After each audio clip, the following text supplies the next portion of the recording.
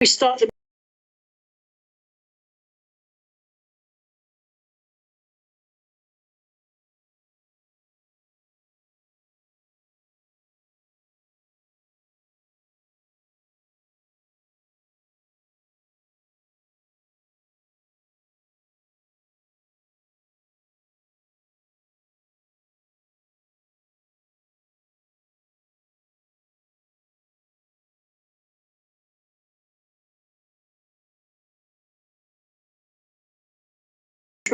ready. Thank you very much. Members, welcome to our meeting today for the 5th of April 2022. And I would like to take this opportunity to welcome Councillor Turnbull to his first council meeting. Congratulations on winning the by-election.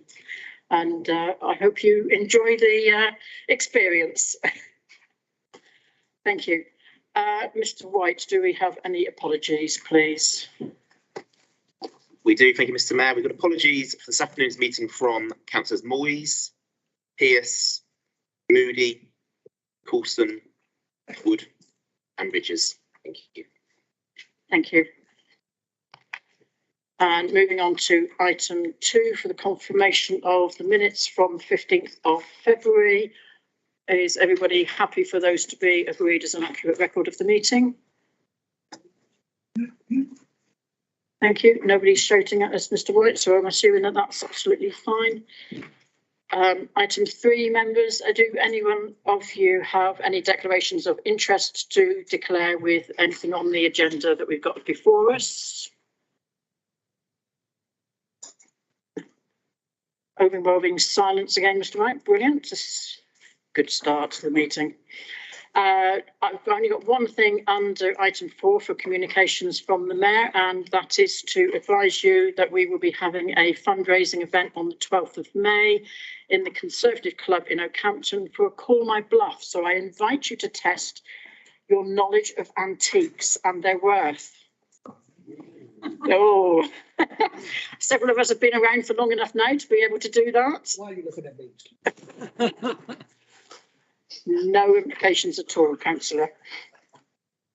I have no items of business to be brought forward under item 5, and my understanding is there are no public questions, no questions on notice, and no motions on notice. So we can skip right through to item 9. Are you ready, Councillor Ewings?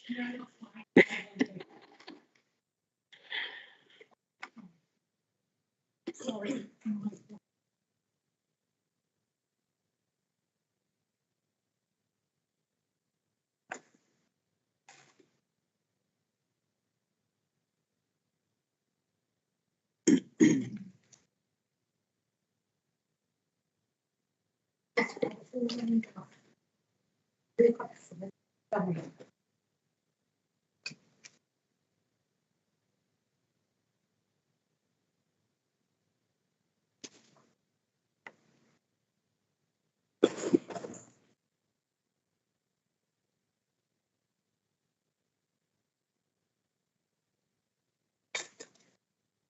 While Councillor Ewings is getting herself straight. Thank you. Okay, no, I was in the CSP meeting downstairs, had full reception, got everything to walk up, came up here, nothing. Right, I move that the minutes of the meeting of the overview and scrutiny meeting held on the 15th of February 2022 be received and noted. They are ONS 44 to ONS 53 and can be found between pages 15 and 19 of the agenda. May I have a seconder, please? Happy to second that, Mr. Mayor. Apologies, Councillor, I was scribbling notes to myself. Thank you. I take Mr. White there just to be noted. Thank you. Councillor Dewey, would you like to present the minutes for the Hub Committee meeting? Thank you, Mr. Mayor. I move that the minutes of the meeting of the Hub Committee held on the 8th of March 2022 be received and noted, with the exception of recommendations HC 7321, Part 1 only, and HC 7421. They are HC 6721 to HC 7721 and can be found between the pages 21 and 24 of the agenda papers. Could I have a seconder, please? I could second that.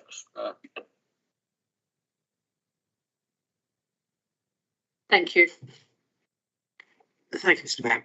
In respect of recommendation HC 7321, Part 1, I propose the following: that Council be recommended to approve the local validation list as set out at Appendix 1 of the published agenda report to the Hub Committee meeting. Could I have a seconder, please? I would second that. Those in favour?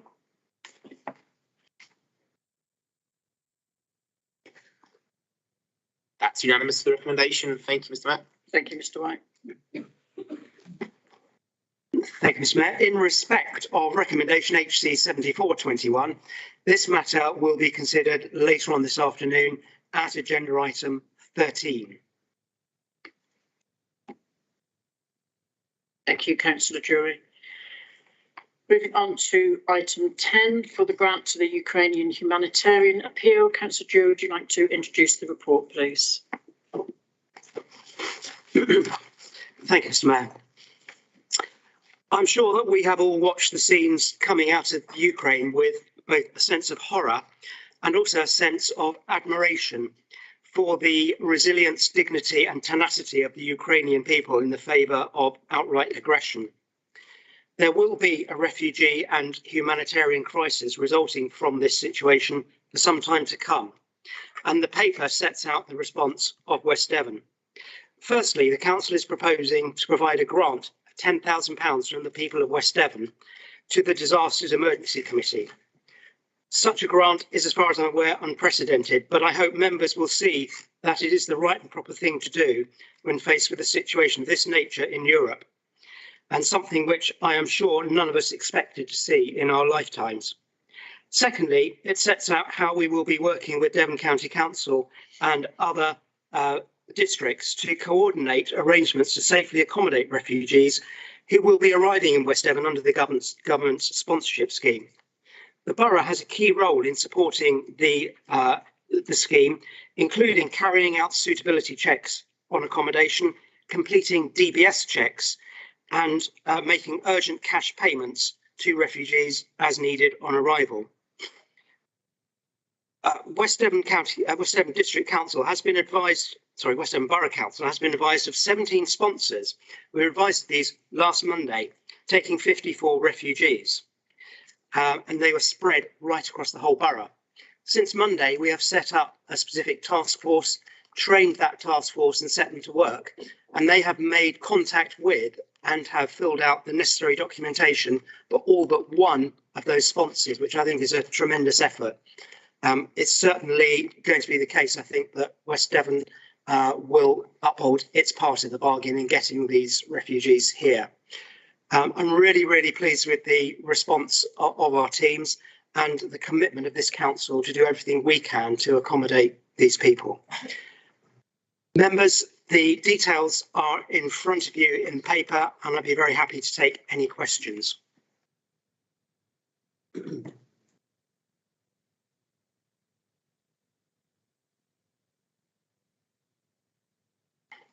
No questions. Oh, sorry, Councillor Ewings. With this £10,000, and the funding is going to DEC, is that correct?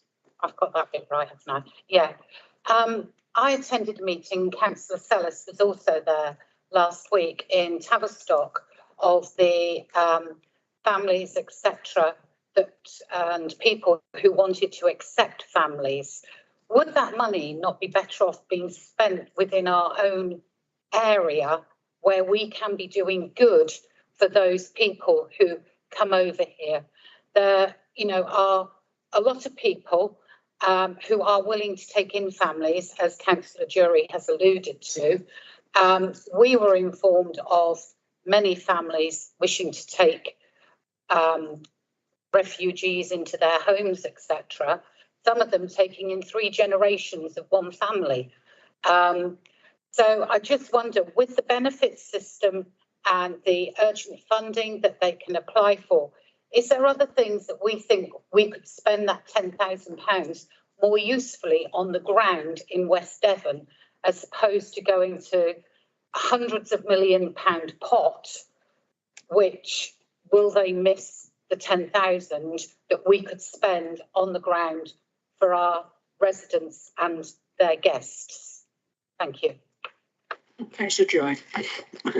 Thank you, Councillor. I don't really see this as being an either or. I see this as being something in addition to whatever it is we need to do to welcome these poor individuals into West Devon. We'll be working very closely with Devon County Council and with the other districts. There is funding coming from the government to specifically look after refugees when they arrive here. We will make sure that we liaise with our partners, and in particular with Devon County Council, in making sure that that happens and that the right support is set up. Our intention in making this grant is I think, as much a gesture as anything, but I think, you know, don't underestimate the importance of this money that is going to the Disaster Emergency Committee and being used where it is actually absolutely needed at the moment, on the front line of this crisis in Poland and other states neighbouring the western end of Ukraine. So I don't see this as being separate or distinct, and I have spoken to the Chief Exec earlier today and committed this council, as far as I'm concerned, will do everything in its power to make sure that those people, when they arrive, are well looked after. So I hope we can agree to all the measures, and other measures will follow in time as we become more aware of them.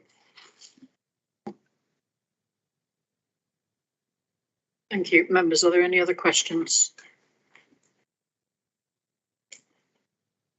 In that case, Councillor Joe, would you like to move the recommendation? Thank you, Mr. Mayor. I would like to move the 2 recommendations as shown in the agenda papers on page 25. Could I have a seconder, please? Happy to second that, Mr. Mayor. Thank you. In that case, members, we are now open to debate. Councillor Tudor. Yes, thank you. I'd just like to add my support. Sorry, I thought you were asking me to switch it on to the recommendations in this paper. Everyone I've spoken to supports the idea of us making such a contribution, and most people want to know what more they can do to help these poor people, and are grateful that we as a council have made the decision to sort of put our money where our mouth is, if I can put it that way. So I thoroughly support this this move. But I'm sure there's much more we can and will do in the future. Thank you, Councillor Tudor. Councillor Samuel. Thank you, Mr. Mayor. I just wanted to publicly thank the public really for all their efforts in raising money. There's been so many different parishes, town councils that have raised money, even small villages like Sanford Courtney raising a sum of £3,500. It's just incredible. So I just want to publicly thank the public for all what they're doing as well. Thank you, Councillor Samuel. I'm sure we've all got examples of that within the borough, and it is a wonderful thing that our community is doing in this time of need. Thank you. Councillor Davies. Thank you, Madam Mayor. I actually lost a colleague recently in Ukraine, and at the church I used to go with, visit in Ukraine on a regular basis, and Councillor Ball's been out with me to the Ukraine. And it's one of those things that when you suddenly get a message through to say that someone has been shot, basically, you're in a situation of flux. There's nothing much we can do. And this is where the Disaster Emergency Committee comes into its strength. The Red Cross are there, all the other member groups are there. So I think it's, what we're doing by putting money into that, and members of the public have done the same, is excellent. And I hear what Councillor Ewing has said about the local need. And we can get something we can revisit when that happens, when there's a need. But the public generosity, as Councillor Samuel said, has been amazing. But I think it's as a leader has said, this is something we haven't done before. It's unprecedented, but it's an excellent thing we're doing. It's actually in our small part of the world in West Devon. We are very isolated, as well can say, and we suffer in many ways for that. But here we're playing our part in a bigger worldwide situation. So I think I commend the council for putting this forward. Thank you. Thank you, Councillor. Yes, it's great that we're able to do a small part in this. Councillor Sellis. Thank you, Mr. Mayor. Yeah, and for the record, I would just like to thank our officers, because they've been working flat out with the pandemic, and little did we know we'd then have the war. So I think just through you, just that we do notice and recognise that everybody, all of us, we're all working that little bit harder. So thank you to everyone. Thank you, Councillor. I'm sure the staff and officers fully appreciate that sentiment. Thank you. Anyone else, members? In that case, members, we can take that to the vote, please. Those in support?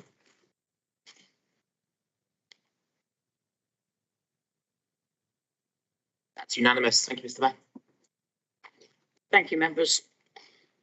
Moving on to item 11, the West Devon Transport Hub in Oakhampton. Councillor Joy.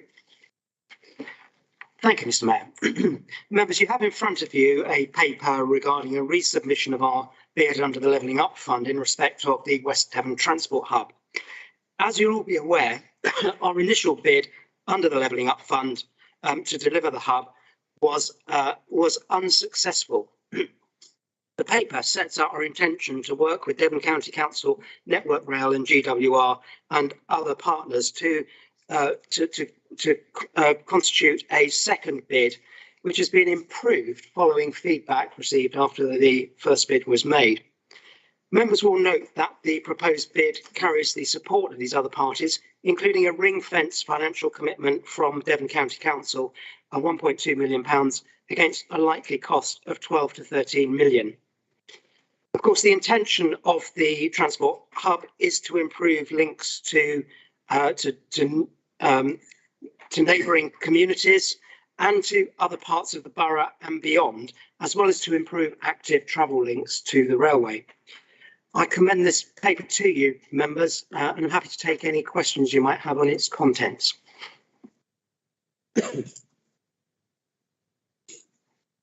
Who would like to go first?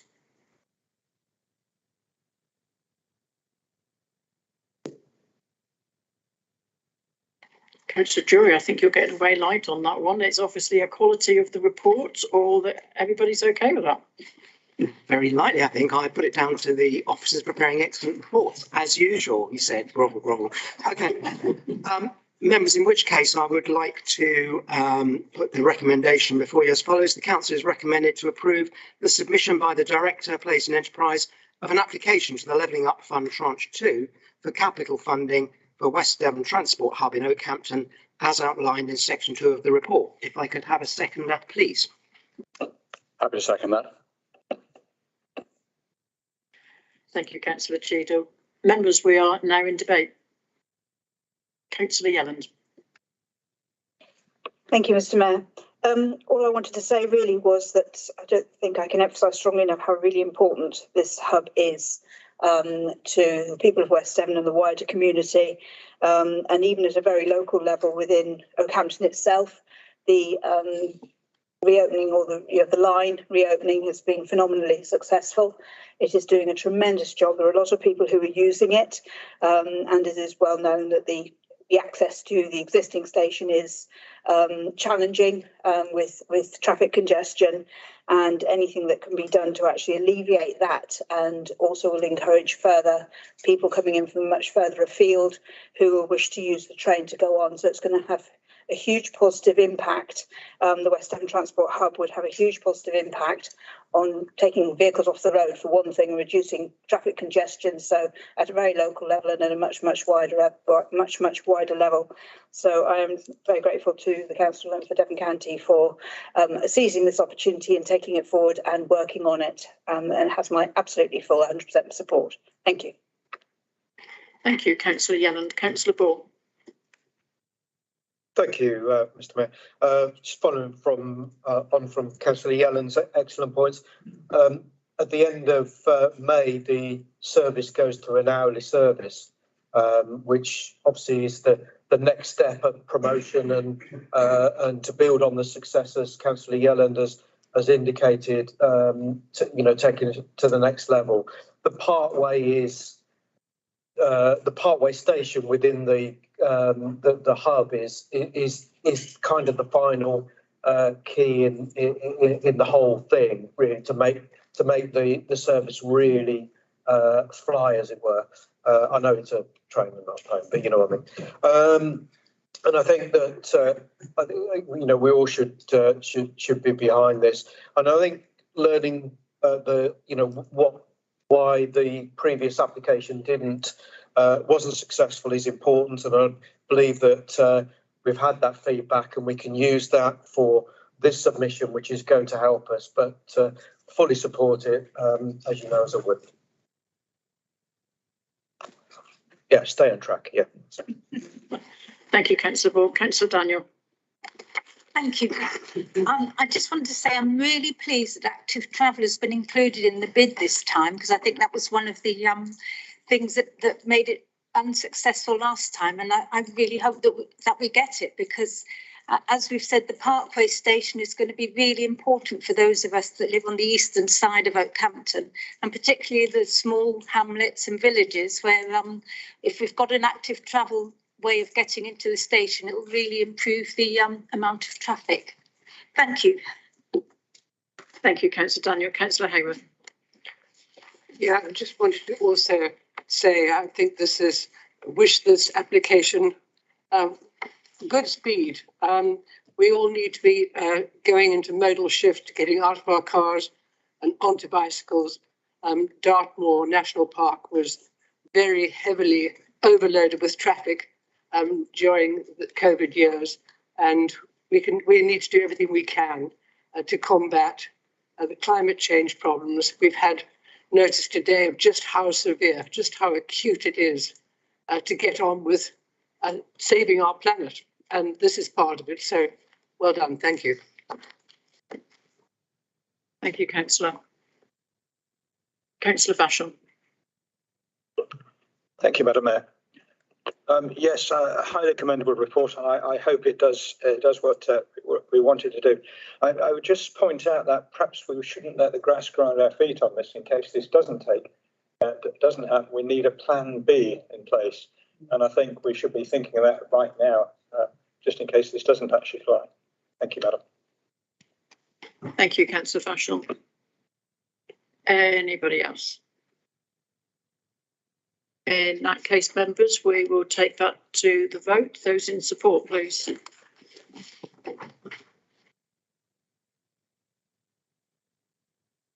That's unanimous. Thank you, Mr. Mayor. Thank you, Mr. Wright. Moving on to item 12, Resource and Waste Management Strategy for Devon and Torbay. Councillor Daniel. Thank you, Mayor. I'm introducing the Devon and Torbay Waste Strategy for Council consideration today. This has been long delayed, and West Devon Borough Council will be one of the last councils to consider this strategy and hopefully adopt it. The Devon and Torbay Waste Strategy provides a basis for the management of local authority collected waste across Devon and Torbay until 2030. The strategy has taken 2 years to develop prior to its draft adoption in June 2021. After the public consultation, which was very favourable in view of having this strategy.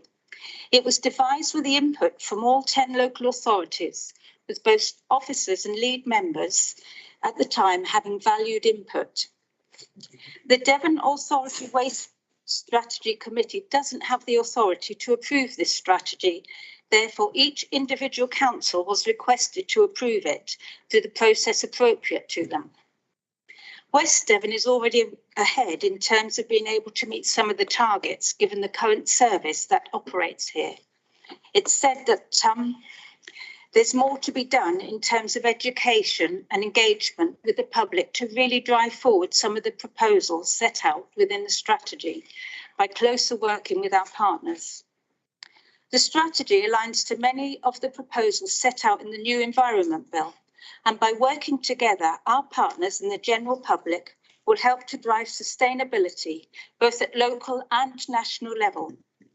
One of the objectives is to reduce carbon emissions through improved waste management and waste reduction in line with West Devon carbon reduction targets, as well as the Environment Bill.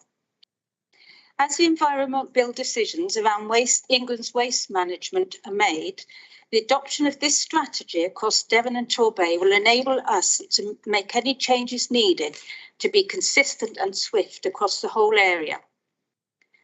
The Devon and Torbay waste strategy is intended to be cost neutral for us and may well improve income as more waste is recycled and reused.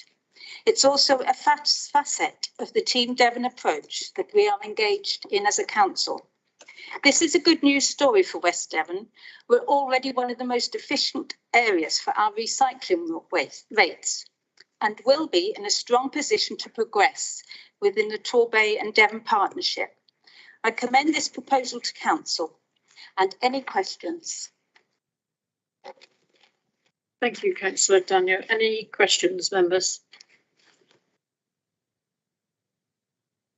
Councillor Kimber. Thank you very much. I see on page 38, section 3, in outcomes, we have areas of concern from the consultation. One of the areas of concerns is to consider electric vehicles in terms of their cost and carbon impacts. We see articles in the press discussing the negative social and environmental impacts of battery manufacturing. And our residents are concerned about this, and we will no doubt get even more questions when they see us installing charging points for electric vehicles. And I just wondered if we're going to consider these issues, and will we as councillors have an opportunity to learn from the considerations? Thank you. Thank you, Councillor Daniel. Do you want that one, or would you like to pass that one over? Well, I would just like to respond if I can. I think the whole point about electric vehicles is reducing our reliance on carbon. And as we've said before, that electric vehicles, although they're not perfect, as you've mentioned, they are a step forward in the right direction to reduce carbon and reliance on fossil fuels. The batteries are infinitely recyclable. When they can't run a car anymore, they can be used for house storage, for electricity generated by renewables. And also an electric car has no more waste involved than a fossil fuel car with the actual construction. So I don't think it's really relevant to say that it creates more pollution rather. And when you think of the impact on the environment of the fossil fuel industry, I think it's massive compared to the impact of an electric vehicle. And I think 89% of people were in favour of adopting this strategy when it was out for consultation. And those objections, although they're valid, I think there were few in number. Thank you. Mrs. Moody, did you want to answer that? Yeah. Yeah, thank you. I'll just sort of add a couple of points there to what Councillor Daniel said. I think it's important to note that in terms of waste collection vehicles themselves, the technology is not quite there yet. There are a handful of vehicles out, but they are certainly in more urban areas. We are yet to see sort of the impact both economically and sort of environmentally in terms of the more rural waste collections. So I think that's important to note, and we will obviously keep an eye on that. We will obviously speak to other councils to see how they are combating them issues. But certainly I would say that the technology in terms of waste collections isn't there at the minute. Thank you, Mrs. Moody. Councillor Bourne. Thank you, Mr. Mayor. Just following on from Councillor Kimber's question and the response from Councillor Daniel, there's no doubt that we've obviously got to cut fossil fuels, and at the moment our the main thrust is on battery powered vehicles, electric cars. But I think there are some concerns around the way those the minerals for the batteries are gathered and so on. But I think what Councillor Kimber was asking is, will there be an opportunity for us as members to, discuss that and have a conversation about that?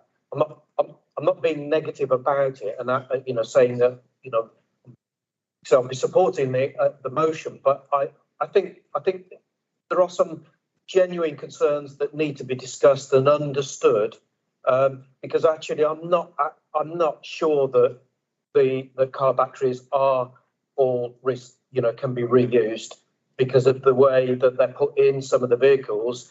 They're very difficult to get out once they're in. So, but I'd like to know more about that, and having an opportunity to do that. So I'm asking that question: will there be an opportunity? And maybe it's more for the officer than yourself, Councillor Daniel. So please understand my question is meant in a positive way. Mr. Bates, did you want to come in on that point? If I may, thank you, Mr. Mayor. So absolutely, Councillor Ball. This is about a long-term plan. We've set the strategic direction in terms of climate change reduction. What we need to think about is the logistics and the costs and the practicalities of that. Any kind of investment of that kind would require a substantial capital investment, and that would require coming back to council. So absolutely, members will be fully involved, informed and able to express views as part of that decision. So I think you can be comfortable in the fact that members will have a full say. Thank you. Thank you, Mr. Mayor. Thank you, Mr. Mayor. Councillor Cheadle. Thank you, Madam Mayor. I think this is the first time, certainly since I've been a councillor, I've been invited to support a paper that imposes targets on the council, but does not contain an analysis of what the costs might be associated with doing that. I hear that the intention is that the work in this paper is likely to be cost neutral.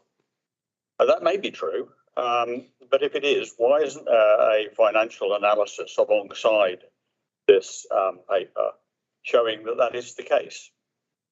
It may be cost neutral, it may not be cost neutral, it may cost us money, it might save us money. Normally there is a financial statement alongside a strategy paper like this, giving us a clue to which of those likely options is the outcome. And I'm surprised that we're being asked to commit to these targets without any idea of what the financial implications might be. So my question is, where's the financial backing to the recommendations in this paper?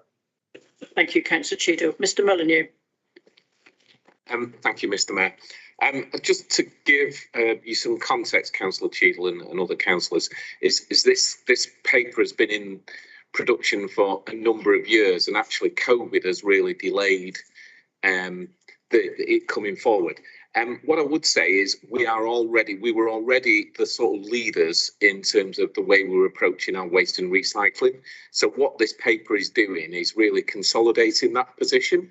And in terms of the future changes, we are reliant on the new Environment Act giving us the detail, and those sort of changes will, if they go further than where we already are, there is likely to be new burdens funding attached to that.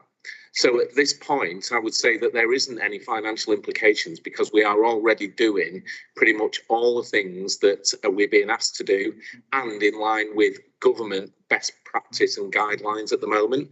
And we're really waiting for what the government says in terms of the next stage of the Environment Act.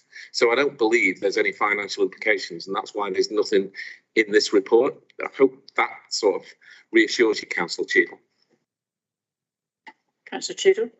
It doesn't really, no. It's a question of whether we believe there are no financial implications, or whether we've actually done the work to demonstrate there are no financial implications. We're being asked to sign up to targets here on an understanding that it probably doesn't have any financial implication. I'm not sure we should be doing that. Mr. Molyneux, would you like to come back on that one? Well, if there were financial implications, we would be bringing a report back to council which would say what those financial implications are. And whilst this is a strategy, any sort of change to West Devon policy per se would result in a paper coming to council with the financial implications for this council. Okay, Mrs. Moody, did you want to add to that? Thank you. Yeah, if I can just add to that. So as we are a member of the Devon Authority Strategic Waste Committee, as part of that, we have something called a top slice contribution. So quite a lot of these objectives set out within the strategy are already covered as part of that top slice contribution. So we've already paid for it essentially. So if we look at something like the waste an analysis piece of work that's going to be carried out in October of this year, that will look at what materials are currently in our waste stream, but that's already been covered by that top slice contribution. So quite a lot of that's already in there. Thank you. Councillor Kimber. Thank you. I hope you don't mind if I go slightly off topic, but I'm still talking with the aim of reducing waste and encouraging recycling. So I have many wonderful residents who don't have access to the internet. And as we know, a printed version of the waste calendar is no longer sent with the council tax bills. My residents are keen to recycle, so they asked me to print a calendar for them. But sadly, I can't find a downloadable PDF on the website. I made an inquiry to the waste department yesterday, and it appears a PDF is not available for download. So I would like to download and print a PDF copy of the waste calendar to pass on to my lovely residents. Would it be possible to have one, please? And can we add this to the checklist for next year? Thank you. Mr. Moody. Yeah, thank you. There's a number of considerations on the website now and guidelines which we have to adhere to, and one of them is around accessibility. I don't know a great deal about it, but that means that we're not able to just put PDF copies on the website. So the option we've given residents this year is that if they request a copy, we can post one to them. So we'll print it off and post them out to them. But we were told specifically we weren't allowed because of this accessibility issue. Which I don't know a great deal about, so apologies, but they have got access to it and we are able to do it. And I think just to sort of give some context there, last year we didn't send out the leaflets and we only got, I think, about 800 to 1,000 requests for them, considering we've got 26,000 properties. So yeah, just a consideration. I think I'm going to pull rank on this and I'm going to come in on this point, Mrs. Moody. I know we had several conversations as to why leaflets haven't gone out previously because of 3 weekly collection, and I know we did have a lot of leaflets that were here in the offices. I know I took several into my parishes and into the town council, so I know they copied a lot of issues out to give to residents, and so that might be why there was a low number of people requesting it. However, it is a question that I'm constantly being asked. So I would like to ask that this issue is revisited and considered for next year, please, because I'm sure other members are getting a lot of questions around why there is not a copy of the calendar within the council tax bill. Thank you. No, but we can. Councillor, please. Councillor Ewing. Thank you. Could we just ask how much it actually costs? Because the stamp is already going, and that's the most expensive bit of the whole of that envelope. And, you know, to send them all out individually for people requesting, you know, postage is a lot of money. I think even second class is 65p now or something. So, you know, wouldn't it have just actually probably been cheaper to just shove it in the envelope? You know, as it was, we weren't consulted as members about it being taken away. So when we all started to get questions, we were all like, well, did I receive one or not? You know, because we didn't know. So it was like, was it in our envelope? You know, and I know that's how I reacted to people. Oh, it would have been in the envelope with all that guff. You know, so that's how people would have naturally reacted. And we as councillors would have been far better placed to be able to come in, like you had the initiative to do, Madam Mayor, and collect a load where you found them and distributed them amongst your parishes and the town. I think, you know, if we could be offered even that alone, it would help. But you know, what is the cost of actually putting it in that envelope, please? Thank you. Maybe Mrs. Moody, we could get a copy PDF sent out to members for us to distribute to the parishes in a wider manner. Thank you. Councillor Salas. Actually, that's exactly what I was just going to suggest.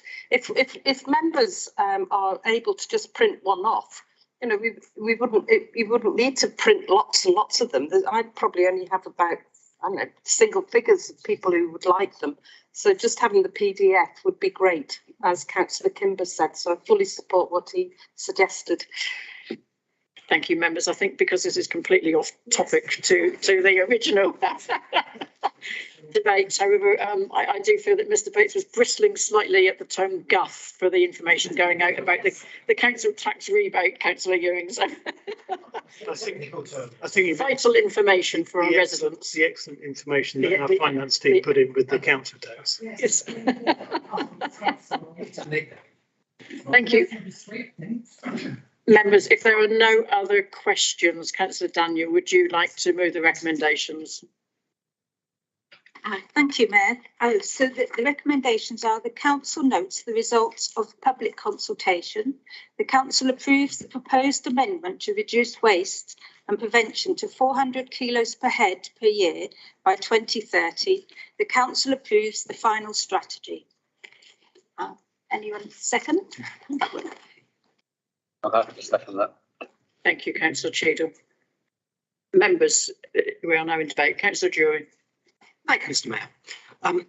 I note what Councillor Cheadle said, and I also noted what Mr. Molyneux said. And I take it that the whole situation is viewed as being cost neutral because actually we're already there. That was what I took from that discussion.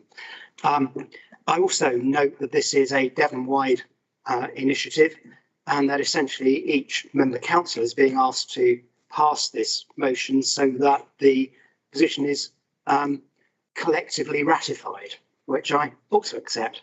However, I think under the circumstances, that's pretty tame. And are we really prepared to sit here and accept that the target till 2030 is what we're achieving, more than what we're achieving already? I'm not sure that's even proper English, but you get my drift.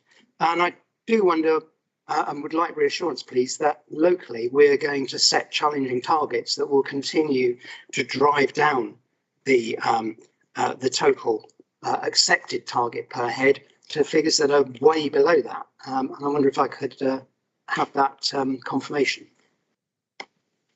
Mrs. Moody. Well, yeah, just to give you some context, Councillor Jory, the targets within this strategy say 400 kilograms per head. We're currently sitting at 339. So we are a lot higher than our counterparts currently. Like you say, we are exceeding because of the way that we operate currently. That being said, the strategy itself sets out some quite, they call it ambitious targets, and I think that's where we should be. I think as we move towards the more circular economy, we should be more ambitious in our way of thinking. I think the role that West Devon has to play is certainly around education and engagement with our residents, and I think that will help sort of drive some of the targets to ensure that we have lower waste arisings, for example, which will all help to contribute not only locally but to the national picture, and certainly a lot of the targets set out within the Environment Act. Thank you, Mrs. Moody. It's disappointing to hear that we are now sitting at 339 tonnes per head, when I know at one point we were sitting at 311. So obviously we've still got a lot of work to do with encouraging our residents to recycle as much as possible, and anything that we can do to make that easier is going to be only to the good. Members, is there anyone else who would like to add to the debate? Councillor Cheadle. Yes, just for the avoidance of doubt, I'm not against the recommendations in this paper. In fact, I completely support them, and I very much support the line of attack that the leader has suggested, that we should aim to be more ambitious than that. And finally, I'm reassured by what I've heard from Mr. Molyneux, that as and when we bring ideas back to this council, they will be costed. I'm not against us paying for the benefit of better recycling, but we do need to understand how much it's going to cost us and have a proper and frank discussion and debate about that. So I'm reassured that that'll be the case. Thank you. Thank you. Members, if there is no more debate, can I have a vote, please? Those in support?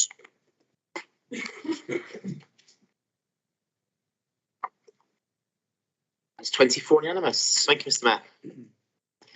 Thank you, Mr. Wright. Councillor Edmonds, would you like to introduce the report on item 13, the regeneration and investment strategy? Thank you, Mr. Mayor. Changes to the Public Works Loans Board borrowing rules have meant that the Council's current property investment strategy requires updating. The amended strategy appended to this report reflects the changes in the PWLB borrowing rules and the aspirations of the Council to support projects and investments that deliver regeneration, employment, the JOP and housing, strategic investments, climate change, and our corporate strategy within West Devon. It also allows the Council to have a streamlined decision-making process in place for investment acquisitions should it be needed for time-critical decisions. Development proposals on Council-owned land must conform to the objectives of this strategy, but unlike investment acquisitions, they will not benefit from the scheme of delegation, with approval for these proposals sought through the Hub Committee and full Council process. This report does not propose any changes relating to borrowing thresholds or the approval process through which the strategy is deployed.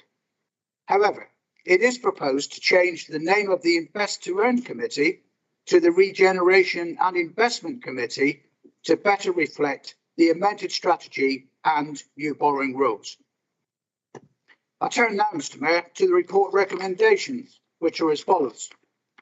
That Council approve the update to the Regeneration and Investment Strategy as contained in Appendix A and change the title of the Invest to Earn Committee to the Regeneration and Investment Committee. Thank you. Thank you, Councillor Edmonds. I love your confidence in that there will be no questions on the paper. Members, are there any questions? I wasn't moving the recommendation. Councillor Fashlon. Thank you, Madam Mayor. Yes, just a bit of a query actually on the Invest to Earn committee. I'm actually on that committee, but we haven't actually met since 2020. Is there any intention that the committee will meet soon? Thank you. Yeah, thank you, Councillor Vashon. I think we did have one informal meeting, if my memory serves me correctly. We've not had a formal meeting because we've really not had any proposals to consider. So that committee really only sits when the SLT, senior management team, identify a proposal that they think is worth putting forward into that committee for further consideration. So at this point, there hasn't been any such proposals coming forward, but rest assured, if and when that does happen, then that committee will meet to discuss and consider that proposal. Thank you, Councillor Edmonds. Any other questions, members? In that case, it's back to you, Councillor Edmonds. I will now move those recommendations, Mr. Mayor. Thank you. So I move the recommendations which can be found on page 139 of your agenda papers. Thank you, Councillor Edmonds. Do you have a seconder, please? I've been a second. Thank you, Councillor Cheeto. Members, we are now in debate.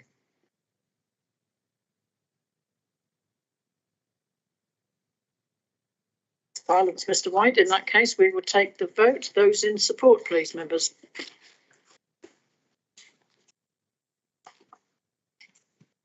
That's 24 unanimous. Thank you, Mr. Mayor. Thank you, Mr. White. Councillor Edmonds, back to you for item 4 for the capital strategy, please, of the Treasury Management Strategy. Oh, and the investment strategy. My apologies. Yeah, it just gets better, doesn't it, Councillor? Doesn't it, Mr. Mayor? You're getting the lead, Councillor.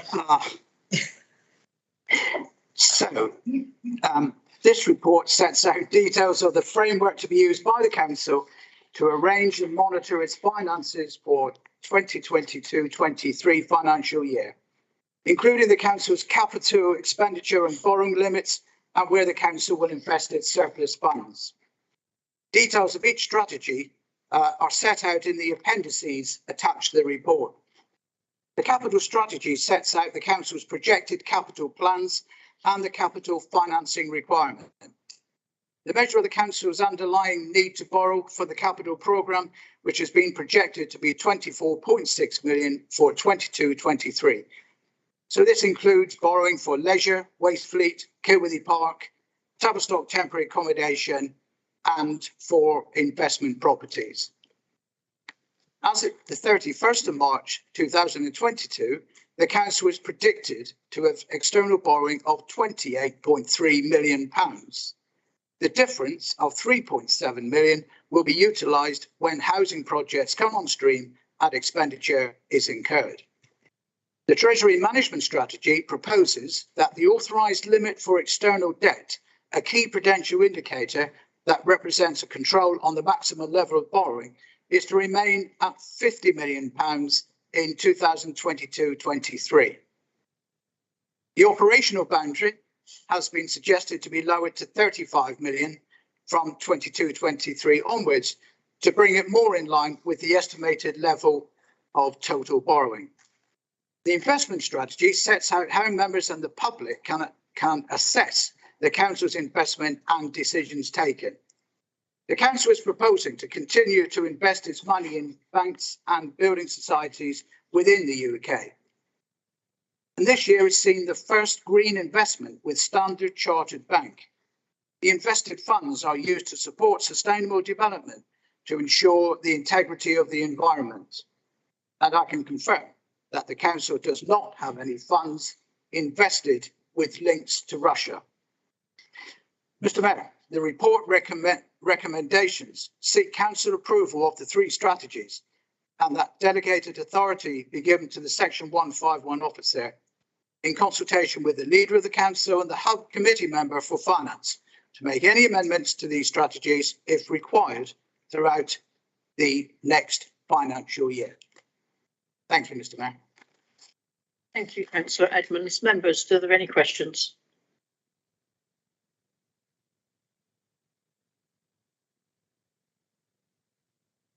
Councillor Edmonds, I think you're getting on very lightly this afternoon. Would you like to move the recommendations? Thank you, Mr. Mayor. Well, I move the recommendations, and these can be found on page 153 of your agenda papers. Thank you. Is there a seconder? I have a second. Thank you, Councillor Cheadle. Members, we are now in debate.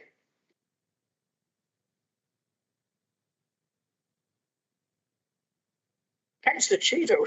Can I just say that the lack of questions and the lack of comments, I think, is a testament to our confidence in the 151 officer and the lead member for resources. Thank you, Councillor Cheadle, for that confirmation. I'm sure people watching us on YouTube, the handful of hardy souls that tune in to this riveting meeting will often wonder why we don't ask more questions, and it is, as usual, testament to the reports and the quality of those reports and the clarity that's within those. So thank you to the officers for those.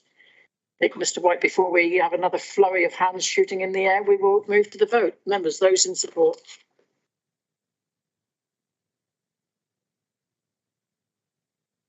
That is unanimous. Thank you, Mr. Mayor. Thank you, Mr. White. Councillor Edmonds, this is like the show for yourself this afternoon. Would you like to introduce the report for the internal audit plan, please? Indeed. Thank you, Mr. Mayor. And I also add my thanks to the finance team for the superb work that they consistently produce and guide this council, and have done for many years, and I'm sure will do so for many years to come. And I thank Councillor Cheadle for his kind words.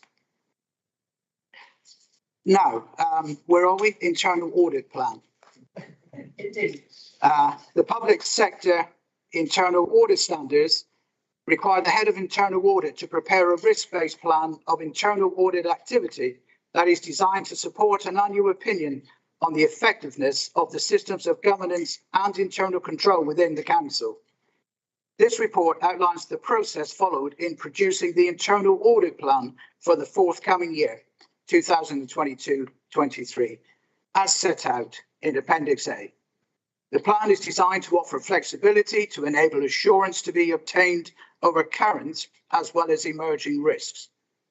The COVID-19 pandemic impacted on internal audits work during 2021-22, whether that be a reduction in available audit resources or the impact on some services that were due to be reviewed by internal audit. As a result, a number of audits due to be undertaken this year have been delayed and now appear in the plan that is being presented today. With the pandemic still with us, the plan may well change and suffer from some reduction if audit resources are required to assist other areas of the council in COVID-related activities. Every effort will be taken to carry out the audits identified with minimal disruption to officers and key services, with an annual audit opinion provided in June of next year. Mr. Mayor, I conclude with the two report recommendations. Firstly, the report be approved. Secondly, the proposed internal audit plan for 2022-23 at Appendix A be approved. Thank you. Thank you, Councillor Edmonds. Members, are there any questions? Councillor Cheadle. Thank you, Madam Mayor. Looking at the table on Appendix A, there are several items there which the audit team are going to get their teeth into, and they're categorised as medium, high, medium or low. Is there any form of a timetable to say which ones will be done when? My eye is drawn in particular to one there which is going to look at the way in which Section 106 contributions are managed, and that's been a feature of debate quite frequently in the council. I wonder if that one could be nearer the front of the queue rather than towards the end of it. But my question really is whether there's some sort of schedule of when individual bits are going to be done. Thank you, Councillor Cheadle. I think in fairness that I should perhaps refer that to Mr. Measures, who I believe is on the line with us this afternoon. So I think in fairness, I should allow Mr. Measures to answer that question if you kindly do so. Good afternoon, members, and thank you very much for that question. The timetable is being set at this present time. My staff are finishing off work on last year's, the 21-22 plan, and I am going to be in the process of speaking to officers as well as to the correct timing. I note the comment about the Section 106, and I will be quite happy to bring that to an early, taking that one early in the audit year rather than later. I note that comment. Thank you. Happy with that, Councillor Cheadle. Thank you. Councillor Ewing. Questions on a similar thing. If we come down to the other essential items, they have no level, no high, mediums or lows. Is there a reason for that? Apart from the fact they're probably all high. Thank you. Mr. Measures, are you able to answer that one? Yeah, I am. The other essential items are things that we are required to do, such as if I take the National Fraud Initiative, we are required to do some work on that. The grants for the leaf and lag, that is another requirement of us. So therefore, it's not given a risk or necessarily a risk rating. The priority is equal as other things. Obviously, things like audit management, the planning, the monitoring and reporting, and the reporting to audit committee that I do is a must. That is part of my role. And also we help with things like the annual governance statement. So there's not necessarily a risk associated. The priority is high. It is a must do. Is the what maybe I should put in there in future. Thank you, Mr. Measures. Councillor Ball. Thank you, Mr. Mayor. And I think it should be said the reason these questions aren't an indication of distrust for the report for this one. So I think should be set for that. No, my question relates to the number of days. Obviously, there are a set number of days, and I know that this was discussed recently in audit, but I think it's a useful question to ask in public arena, that the days set for each of these items, and it links in really to the question that Councillor Cheadle asked about, the 106, that although they're set, I believe, Mr. Measures, that you assign them as a rough guide of what needs to be done, but if more time is needed on a particular item, for instance, the 106, that will be done and those timings are adjusted. Is that correct?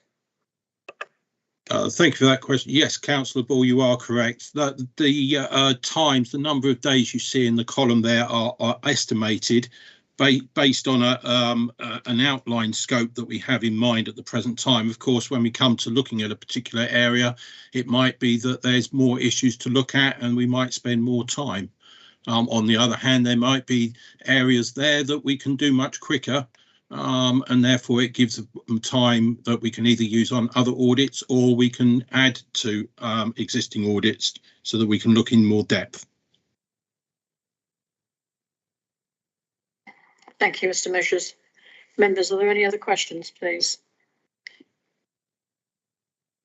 In that case, Councillor Edmonds, would you like to move the recommendations? Certainly. Thank you, Mr. Mayor. I'll move the recommendations on page 211 of your agenda papers. Thank you, Councillor Edmonds. Members, we are now in debate. Oh, my apologies. Thank you, Mr. White. Of course, I'm happy to second that. Thank you, Councillor Cheadle. Ever reliable on your seconding. Members, we are now in debate. In that case, Mr. White, we can move that to the vote. Members, those in support. That's unanimous for the recommendation. Thank you, Mr. Mayor. Thank you, Mr. White. Item 16, shared services methodology for 21-22. Councillor Edmonds. Thank you, Mr. Mayor. The excitement continues to build. This is an annual report normally considered by the Audit Committee, which reviews the apportionment of cost, predominantly staffing costs, between West Devon Borough Council and South Hams District Council. Each year, the shared services splits are reviewed based on the latest caseload data available. For example, the total cost of the housing benefits team is shared based on the number of new housing benefit claims and a change of circumstances processed in each council.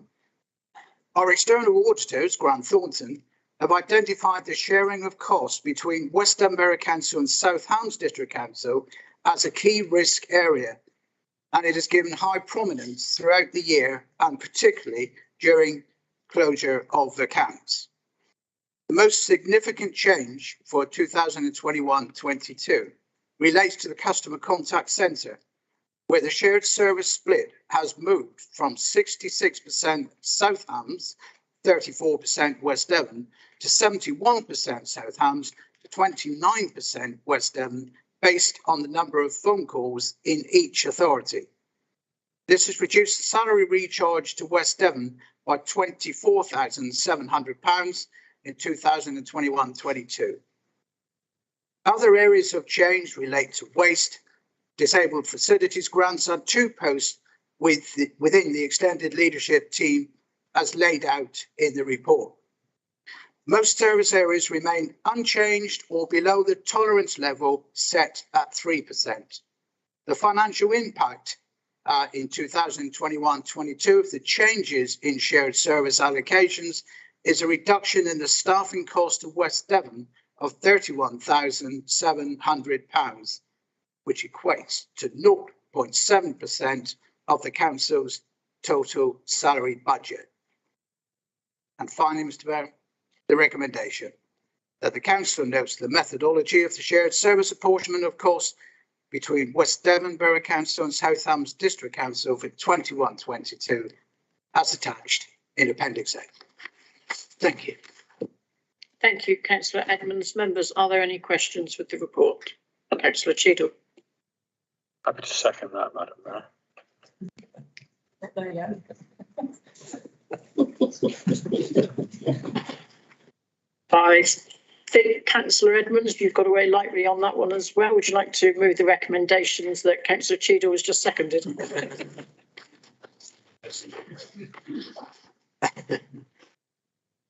They're all asleep.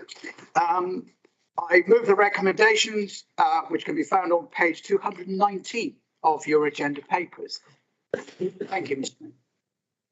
Thank you, Mr. White. And I think Councillor Cheadle is happy to second that recommendation. Members, I'm assuming by the lack of questions and the lack of flurry of hands in the air that we can move straight to the vote with this one. Yeah, thank you, Mr. White. Members, those in support.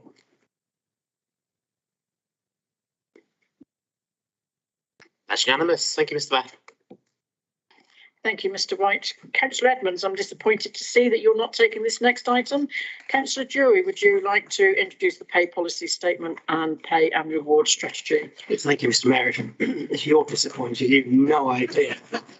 I really don't know how I'm going to contain myself after the excitement of the last couple of papers. Members, the council is required to publish a pay policy and a pay and reward strategy annually. The former sets out the policies for the coming year, referencing the remuneration of chief officers to the median and lowest paid employees. Under the terms of the Hutton report, the council is required to track the multiple of the head of paid services salary and the median salary within the organisation. Furthermore, if the relationship between the head of paid services salary and the lowest paid employee exceeds a factor of 10, we're required to bring another exciting report in front of full council. For West Devon Borough Council, these figures are 4.17 times the median and 6.26 times the lowest. The pay and reward strategy sets out the details of the overall reward philosophy, pay design and structure, applicable rates of pay, and benefits available to staff. Employers also have a duty to publish a report on the gender pay gap of its employees by the 31st of March.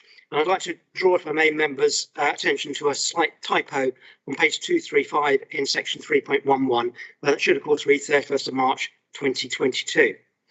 This has now been done and is on the website and shows the pay gap for the council being 5% against the mean and 10% against the median.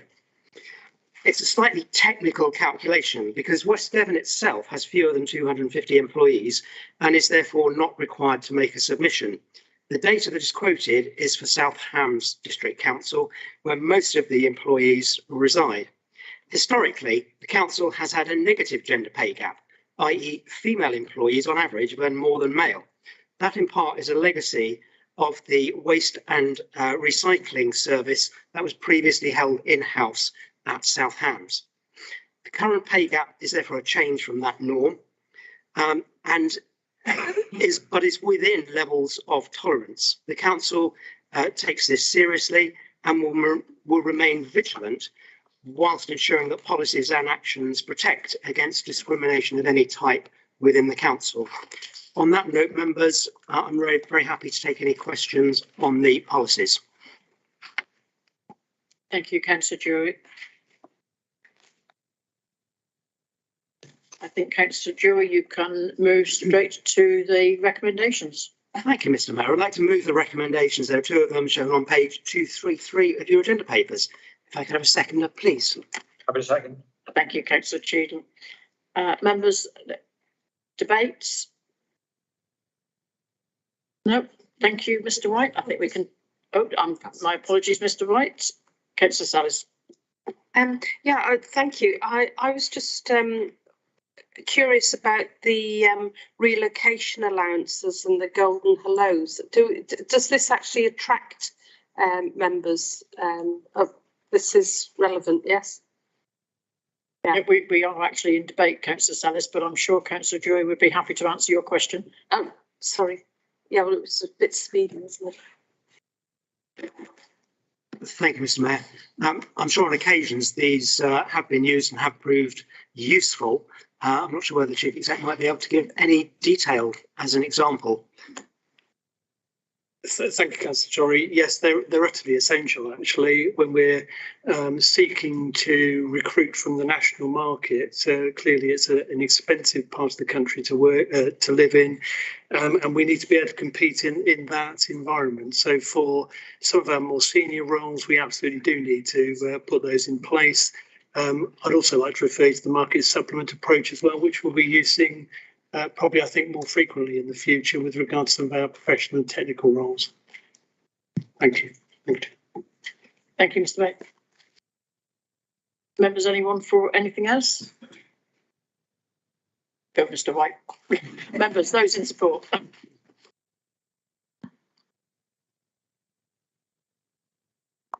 That is unanimous for recommendations. Thank you, Mr. Mayor. Thank you, Mr. White. Councillor Drury, the next one is yours as well, I believe. Item 18, the political composition and member appointments.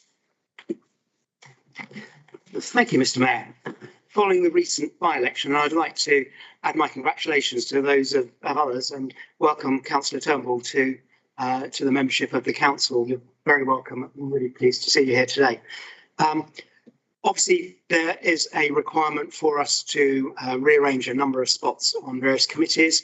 I'm extremely mindful that there was only a matter of a month or so before our annual meeting, and therefore we've taken the option of moving things forward pretty much as they are for the time being, nominating Councillor Turnbull to take his place on the Overview and Scrutiny Committee and on the 2 vacant spots within the advisory groups prior to what I'm sure will be an extensive reshuffling come the annual meeting. I also like to assure members that I'm not seeking to empire build or to cover up my own misdemeanours by putting myself forward for the slot on the Standards Committee. I'm merely intending to keep that seat warm until such time as somebody more suitable can take it on when we come to make appointments for the next year. Members, if there are any questions, I'll be happy to take them.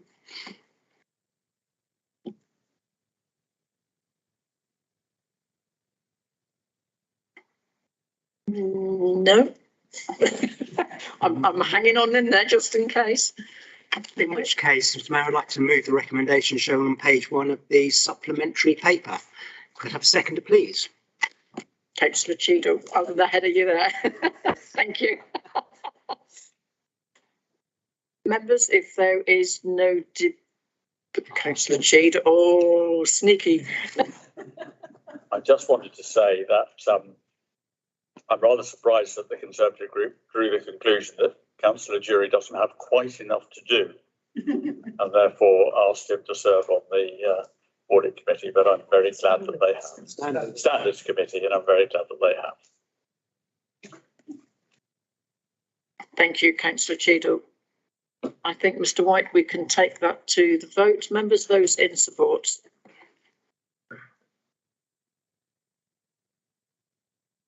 That is unanimous. Thank you, Mr. Mayor. Thank you. Thank you, Mr. Wright. Members, before you all stampede for the exits, I know Mr. Bate is very keen to get going this evening. My apologies, I should have done this at the beginning of the meeting. I would just like to say a quick thank you to those members of the public that sent in nominations for the Mayor's Awards this year.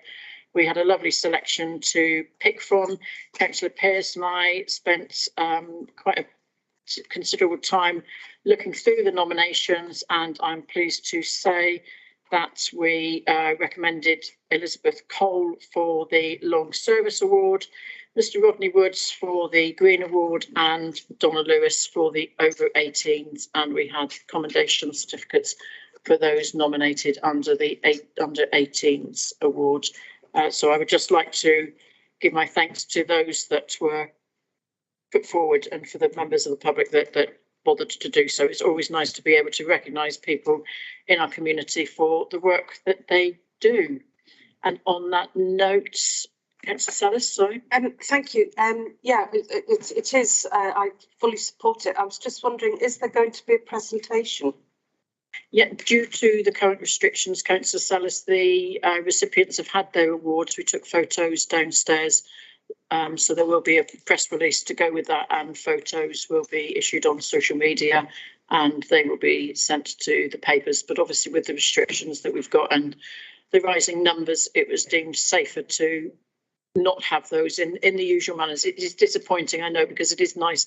And I did say, you know, it's a shame that we weren't able to present them for them to receive the usual applause that they would have done. However, they were very grateful for the consideration. And we met with Elizabeth and Rodney downstairs. They've had their certificates presented and they were very grateful for the nomination and for the recognition that they've received, and also for the consideration in having those outside and not coming up. So yeah, they were very grateful to have those, and we will be meeting with Donna Lewis in a couple of weeks' time to formally present her with her award. She was unable to make it today. So thank you. That said, Mr. White, nothing else? Mr. White, no. In that case, members, thank you for your attendance, and I would like to formally close the meeting. Thank you.